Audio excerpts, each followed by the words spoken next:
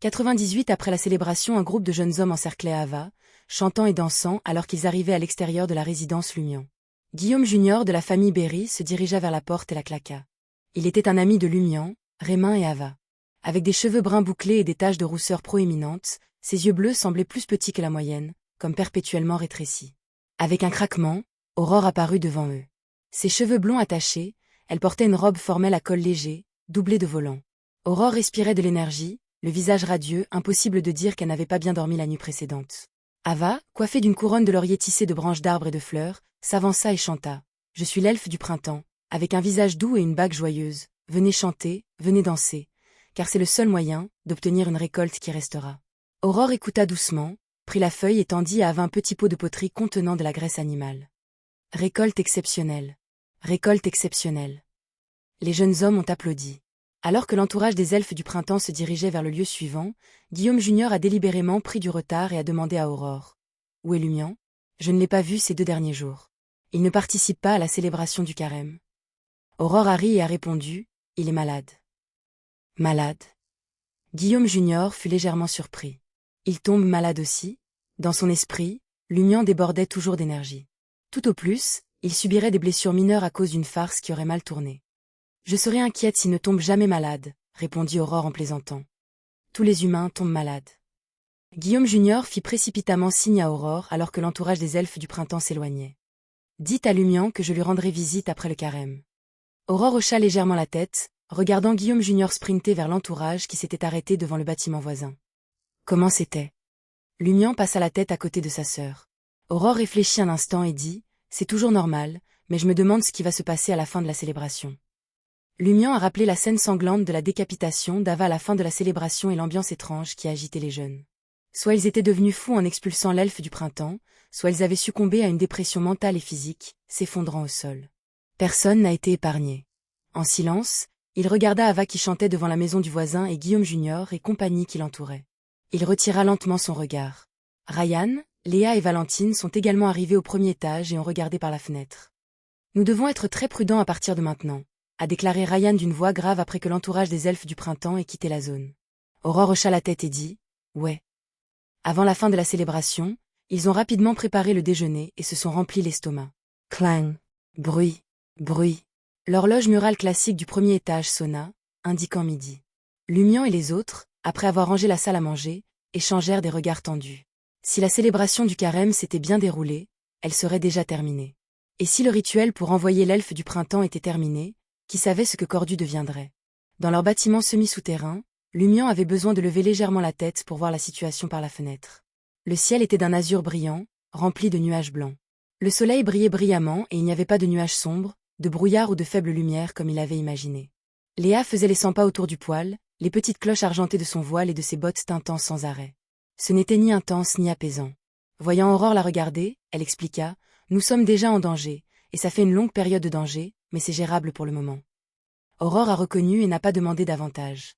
Ryan, de son côté, a soupiré et a dit « D'ici la 12e nuit, ce serait génial si c'était toujours à ce niveau. » Aurore cligna des yeux, gênée de dire à ce down paladin du machinerie Yvemain de ne pas lui faire de mal.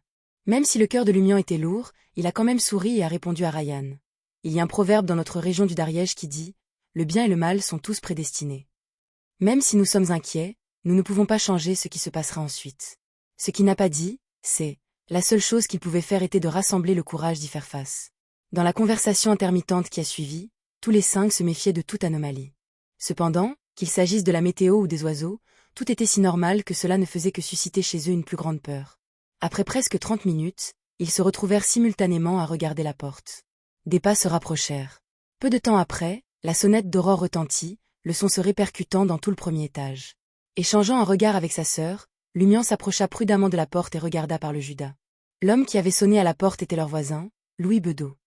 Que se passe-t-il ? Lumian ouvrit la porte en souriant. Louis Bedeau avait les cheveux noirs et les yeux bleus. Il avait la quarantaine et avait été blessé alors qu'il récoltait du blé dans les champs lorsqu'il était jeune. Il n'avait que 3 doigts à la main gauche. Vêtu d'un blazer bleu grisâtre et d'un pantalon sombre, il dit timidement « J'ai besoin d'emprunter ton four. C'est le carême. Nous devons faire du pain frais pour les enfants. » Pendant qu'il parlait, il souleva le sac de farine et poussa le sac de charbon de qualité inférieure à côté de lui. Lumian hésita un instant avant de se tourner vers Aurore. Aurore hocha la tête, lui faisant signe de laisser entrer Louis Bedeau. Elle en avait déjà discuté avec Ryan et les autres à voix basse, dans l'intention d'observer de près les changements chez les villageois qui avaient participé à la célébration du carême. « Je fais juste du pain? Je pensais que tu ferais du bacon pour tes enfants. » Lumian s'écarta et taquina Louis Bedeau avec un sourire. Louis Bedeau répond prudemment. « Si nous avons une récolte abondante cette année, il devrait y avoir beaucoup de bacon. » Ses yeux débordaient d'anticipation, comme s'il était certain d'une récolte abondante. Une fois à l'intérieur, Louis Bedeau salua Aurore et se dirigea vers le four en s'occupant. Plus Lumian et ses compagnons observaient, plus ils le trouvaient étranger. Louis Bedeau n'a même pas regardé Ryan, Léa et Valentine, comme s'ils étaient invisibles. C'était comme une personne qui s'était déjà transformée en monstre faisant de son mieux pour faire semblant d'être normal. Cependant, tant qu'ils rencontraient quelque chose qui dépassait leurs souvenirs d'origine, ils afficheraient des anomalies évidentes ou l'ignoreraient. Lumian a immédiatement pensé à l'aumônier adjoint, Michel Garrigue. Au début, il avait l'air bien, mais récemment, il ne lui restait plus que ses activités quotidiennes consistant à manger, dormir et inciter les autres à prier. Il a ignoré tout le reste. Sous le regard bienveillant des trois étrangers, Louis Bedeau cuisait mécaniquement son pain, conversant de temps en temps avec Lumian et Aurore. C'était très normal, mais très anormal. Après que Louis Bedeau soit parti avec le pain cuit, Aurore regarda Ryan et les autres en souriant ironiquement. Tous ceux qui ont participé à la célébration du carême doivent être devenus comme ça. C'est comme être remplacé par un monstre petit à petit, s'exclama sincèrement Léa. Elle ne s'obligeait plus à sourire sur son visage. Lumian avait déjà retrouvé son calme et posé une question. Comment pouvons-nous sauver quelqu'un comme ça si nous le voulons? La seule chose à laquelle je pense, c'est la purification, répondit Valentine avec un soupir. Mais si l'anomalie est déjà étroitement intégrée aux humains, le résultat final pourrait être une purification ensemble. À ce moment-là, deux autres villageois passèrent devant la fenêtre. L'un d'eux était un client régulier d'Oel Taverne et de Pierre Guillaume, qui avait déniché l'absinthe de Ryan lors d'un cycle précédent.